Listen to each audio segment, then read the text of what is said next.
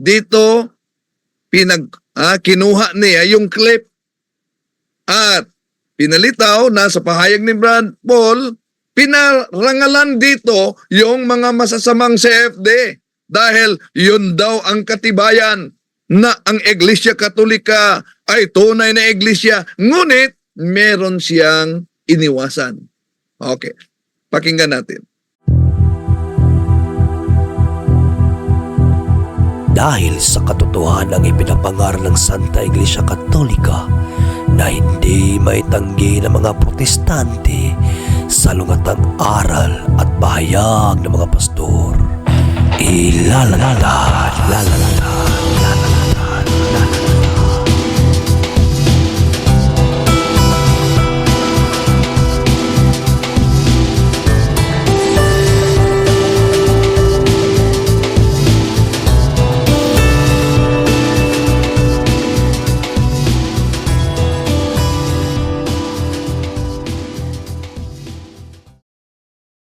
Car back, saw Simbahan.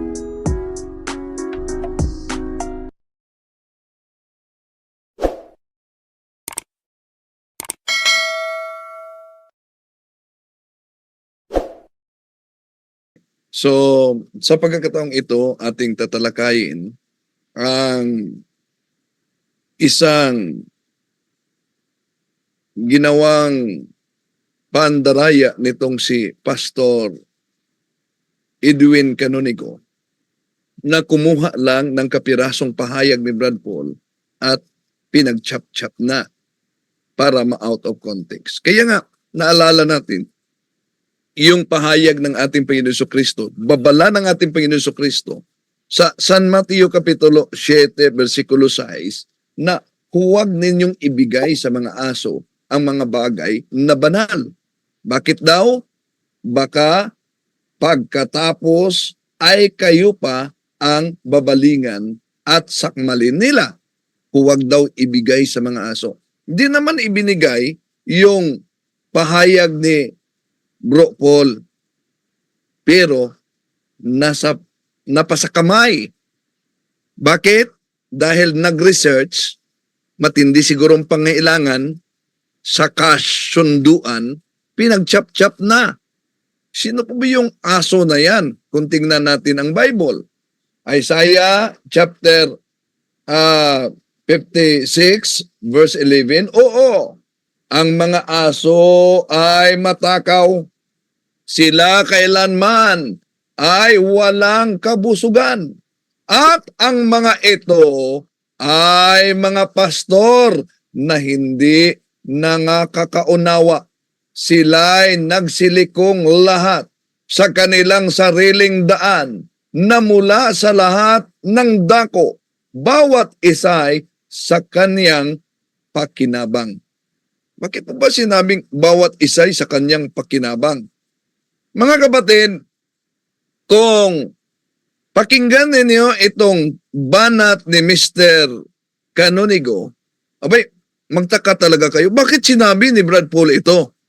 Sa mga hindi nakaunawa ng Cebuano, ating isasalin yung pahayag, Cebuano kasi, yung pahayag na pinag-chop-chop, pinagpuputol nitong ni Pastor Edwin Canonigo. Okay, pakinggan ninyo siya. May nakita akong isang video ng isang mama na CFD, Catholic Faith Defender, or nagbigay siya ng message sa mga miyembro ng simbahang Katoliko na ang patunay daw, isa sa mga ebidensya at patunay na sila daw ay tunay na iglesia. Isa sa mga sinasabi ng taong ito na ang kasamaan na ginagawa ng mga Catholic Faith Defender sa loob ng kanilang simbahan ay isa daw sa patunay na sila ay mga alagad ng Diyos, sila daw ay tunay na iglesia ng Diyos. Palakpakan nato ang masipdi nga parahubog. Palakpakan nato ang masipdi nga mananapaw. Nakatabang kamo sa pagpruiba nga kining simbahana mong tinukod sa atong Ginoong Kristo. At ang sinasabi ng Catholic Defender na ito, patunay lamang na hindi sila tunay na iglesia ng Diyos. Yan. Kung pakinggan ninyo ang pahayag ni Pastor Edwin Canonigo, abay, magtaka siguro kayo kung wala ko yung background. Bakit kaya sinabi ni Brad Paul yun?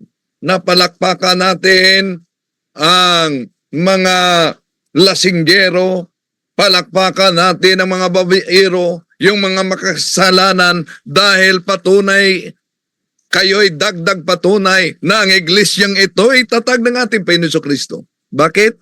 Pinagchap-chap kasi niya ang message ni Brad Paul. Para ma-out of context. May iniwasan. Di po pa, alam naman natin kung sino ang ama sa mga sinungaling at mandaraya. Juan 8:44. Ito ang konteksto. Ibig sabihin, pinakinggan talaga ito ni Pastor Canonigo. Ngunit, hinanapan lang niya kung sa paanong paraan pwede niyang gamitin para sa kasinungalingan. Bakit? Half-truth ang ginagamit ni Pastor Canonigo. Bakit half-truth? Tunay naman na sinabi ni Brad Paul yun. Pero may karugtong na iniiwasan niya. Ito ang pahayag ni Brad Paul, ating isasalin sa Cebuano. Sa Tagalog, Cebuano kasi ito.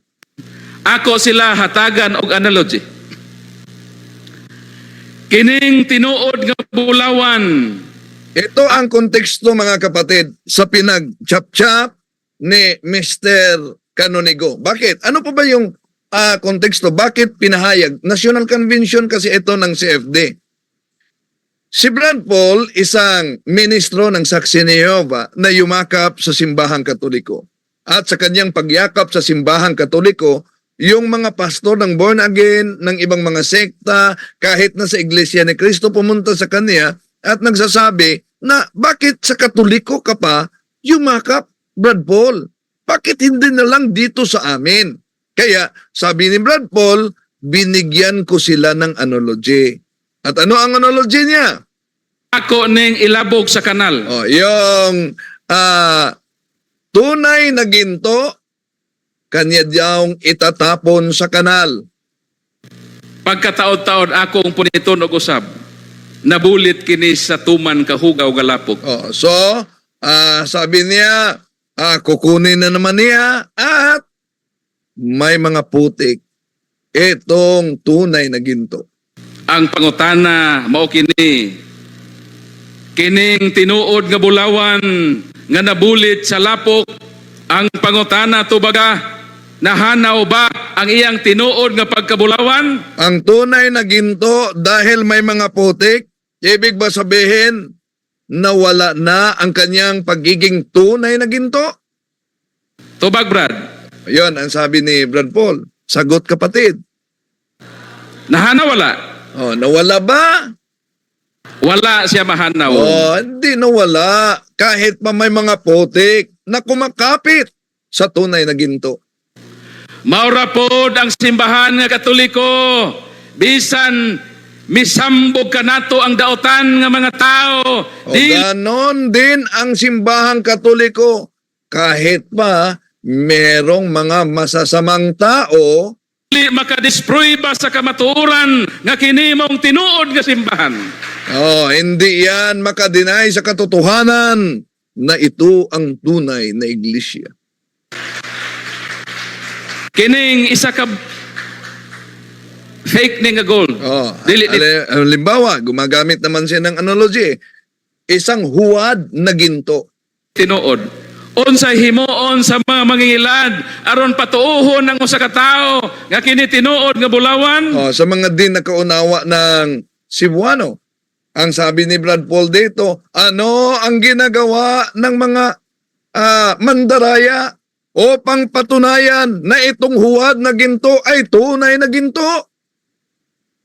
Ilang limpyuhan, Lilinisin nila. pakintabon daw sama sa bulawan. Apan ang pangutana mao kini, Lilinisin, pakinisin, para magiging tulad ng tunay na ginto. nakahimo ba kung ato bang limpyuhan ang piki nga bulawan, pakintabon daw sama sa bulawan, nahimo ba ning tinuod nga bulawan? Yan. Sabi ni Brad Paul, kung ang piki huwad na ginto, kung lilinisin ito at kumikintab ito ba'y magiging tunay na ginto? Wala mahimo nga tinuod nga bulawan. Mausab ang mga simbahan sa protestante. So di talaga, kahit lilinisin, kahit maging makinis yan, makintab yan, hindi yan magiging tunay na ginto. Ganon din ang mga simbahan ng mga protestante. Bisan paunsaon nila pag binuotan, iungad pa nila ilang Kahit ano man ang gawin nilang kabaitan, panagway sa sigig simba-simba. kahit patuloy silang magsisimba, Dili makapahimo ng ilang simbahan tinukod sa atong Ginoong Kristo. hindi mangyari na ang kanilang mga iglesia ay iglesyang tatag ng ating Panginoong Hesukristo. Kung daghan man daotan nga Katoliko, dili ka na makadisproyba nga kining simbahana mong tinukod sa atong Ginoo. Kung meron mang maraming mga makasalanan sa loob ng simbahang Katoliko, hindi yan makapag-deny na ito ang iglesia na tatag ng ating Panginoong Hesukristo. Kay sa sulat ni Propeta Jeremias, Kapitulo 5, versikulo 26, miingon ng atong Ginoo, daghan daotan sa akong katauhan. Yun. Ang ginagamit dito ni Brad Paul, yung Jeremias, Kapitulo 5, versikulo 26. Ito kasi ang nakasulat. Sapagkat ang masasamang tao ay natagpuan kasama sa aking bayan. Ano daw? Ang masasamang tao kasama sa aking bayan. Tanong, dahil po ba may mga masasamang tao kasama sa bayan ng Diyos, tumitigil na ba sa pagiging bayan ng Diyos ang kanyang bayan dahil sa mga masasama? Tuloy natin si Brad Paul. Kinsa ang katauhan sa Dios, kanang daghan daotan. Ito ang bahagi na pinutol. Pinagchap-chap ni Mr. Canonigo. Sino ang bayan ng Diyos? Yung maraming mga makasalanan. Kaya dito kinuha niya yung clip at pinalitaw na sa pahayag ni Brad Paul, pinarangalan dito yung mga masasamang CFD dahil yun daw ang katibayan na ang Iglesia Katolika ay tunay na iglesia, ngunit meron siyang iniwasan. Okay, pakinggan natin. Palakpakan nato ang mga CFD nga para hubog. Yan, palakpakan daw umano, mga CFD na lasinggero. Tensyon ha. Palakpakan nato ang mga CFD nga mananapaw. Yung mga babaero. Nakatabang kamo sa pagpruiba nga kining simbahana mong tinukod sa atong Ginoo Kristo. Nakatulong kayo sa pagpatunay na ang iglesyang ito ay tatag ng ating Panginoon Kristo. Bakit? Yung batayan niya, ang Jeremias Kapitulo 5, 26, sapagkat ang masasamang tao ay matatagpuan kasama sa aking bayan. Tuloy natin si Brad Paul. Ito, apan pagbag-o na in taon mo. Ayan, napansin ninyo mga kapatid, ito ang bahagi na pinutol ni Mr. Canonigo. Yung sinabi sa Cebuano, apan. Ano yung apan? Sa Tagalog, ngunit. But, ngunit, magbago na kayo. Tauhan sa Dios, kanang daghan daotan. Palakpakan nato ang mga CFD nga para hubog.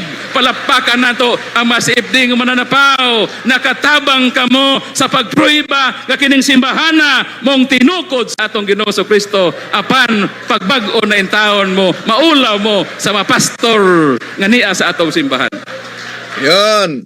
Ngunit magbago na kayo, mahiya kayo sa mga pastor na nandito na ngayon sa simbahang Katoliko. Yun ang pinutol ni Mr. Canonigo para yung pahayag na yan makapandaya ng mga inosente. Grabe siguro ang pangangailangan para merong kasunduan. Etong bahagi Nakita akong isang video ng isang mama na CFD, Catholic Faith Defender, or nagbigay siya ng message sa mga miyembro ng simbahang Katoliko na ang patunay daw, isa sa mga ebidensya at patunay na sila daw ay tunay na iglesia. Isa sa mga sinasabi ng taong ito na ang kasamaan na ginagawa ng mga Catholic Faith Defender sa loob ng kanilang simbahan ay isa daw sa patunay na sila ay mga alagad ng Diyos, sila daw ay tunay na iglesia ng Diyos. Palakpakan nato ang mga CFD nga parahubog. Palakpakan nato ang mga CFD nga mananapaw. Nakatabang kamo sa pagpruiba nga kining simbahana mong tinukod sa atong Ginoong Kristo.